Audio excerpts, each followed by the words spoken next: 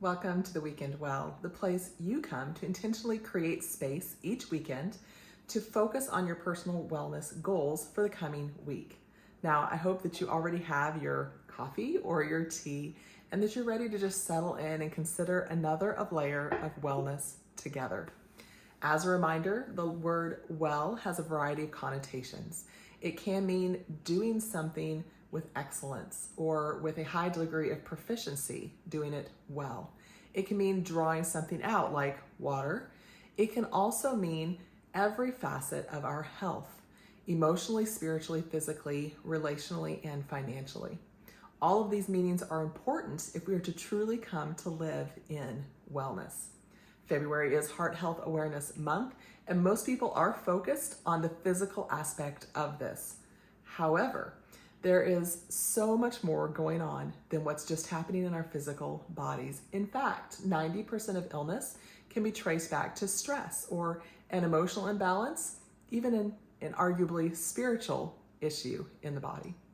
So if you're pursuing the heart of the matter when it comes to your physical wellness, you may need to literally be looking at your emotional health, the true heart of the matter. Last week, I shared with you about Bernard of Clairvaux's 4 Degrees of Love and Peter Scazzero's corresponding emotionally healthy spirituality assessment. Several of you accepted the Weekend Wellness Challenge of going over and taking that assessment to see where you are functioning in your ability to love others well, how you are progressing. Were you at an emotional infant, child, adolescent, or adult stage? Some of you even shared your results with me, and surprise, surprise, none of us have arrived at a full-fledged emotional adult level of functioning. Now, if you have, but you didn't share your results with me, just don't. I'm pretty sure that I am not emotionally mature enough to handle those results. All kidding aside, my point here is actually just to say we are all a work in progress. And we know it. Certainly those that we live around, our friends, family, our coworkers, they know it. And ultimately, God knows it. And you know, I have to say that I'm really thankful that God can actually see my heart and knows my true intentions. Sometimes they're willfully selfish, and I need His forgiveness. Other times they're unintentionally selfish. Unintentional sin causes just as much hurt and harm as intentional sin does. So I'm still in need of God's forgiveness and often the forgiveness of others as well. Forgiving, both the giving and the receiving, is fundamental to loving well, both ourselves and others. Can I challenge you this weekend to intentionally create some space, maybe take a longer daily pause, grab a moment to ask the Lord, who may be in need of your forgiveness? Many of you know that one of my favorite tools to use is aromatherapy. It just helps me to slow down and very intentionally connect with the Lord.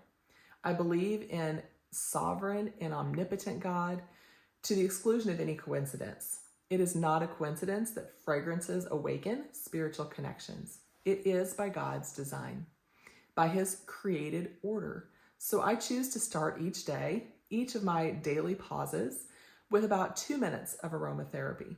If you'd like my video teaching on this, you can comment GDP or Great Day Protocol in the comments, or send an email to Rachel's Essential Living, the name of this YouTube channel, at gmail.com. The Bible explicitly tells us to love our neighbor as ourselves. So there's forgiveness needed in both angles. And I would encourage you, as you pause before the Lord, to really intentionally also ask Him about yourself. How are you treating yourself? How are you speaking to yourself?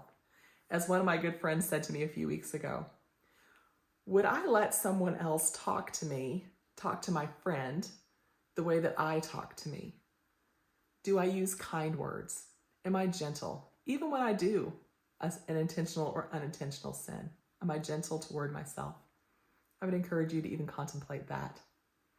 So, secondly, as we pursue learning to love well this month, have you heard of Gary Chapman's 5 love languages? Now, this has been around a long, long time, And so maybe you've done this before, but maybe this needs to be reactivated in your mind as such a valuable tool. And I'm wondering, have you taken the quiz to determine your love language? This quiz helps you to discover your primary love language, what it means, and how you can use it to better connect with your loved ones. Now, if you really want to up your love practices this month, I would encourage you to ask your loved ones to take the quiz too. It would just create a perfect opportunity then for you to compare results and have a conversation about how can I love you well? How can I do better in loving you well this week, the following week, the week after that?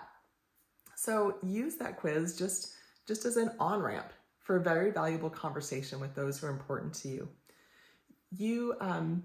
It's really important for you to know what their native love language is, because that's the way that they can hear and receive your love. I mean, if you're going to take the time to make a love gesture, a well thought out love gesture, you don't just want to get it right, you want to get it like really right, so that they really feel it and know just how much you really do care for them.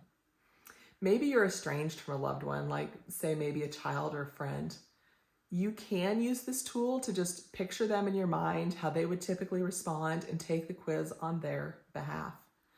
This would even allow you to ask the Lord to show you how to best begin to pray for them, and maybe even some ways that you could start to reach out to them weekly or monthly to start to nurture, care, and maybe even allow the Lord to begin to heal those relationships. He wired their heart. He knows how they most will notice and appreciate being cared for and loved by you, if that's your desire. So here's your weekly wellness challenge for this week. You can pick one or two, or maybe write your own. I'd love to hear them. First, remember, create a space for longer than usual daily pause with the Lord. Use aromatherapy and ask Him to bring to your mind anyone that you need to forgive. If you need help with knowing how to use aromatherapy in that way, comment GDP or send me an email saying "Great Day Protocol, please," and I'll send it your way, the video teaching. Second, head over to the 5lovelanguages.com. It's the number 5, and take the quiz for yourself.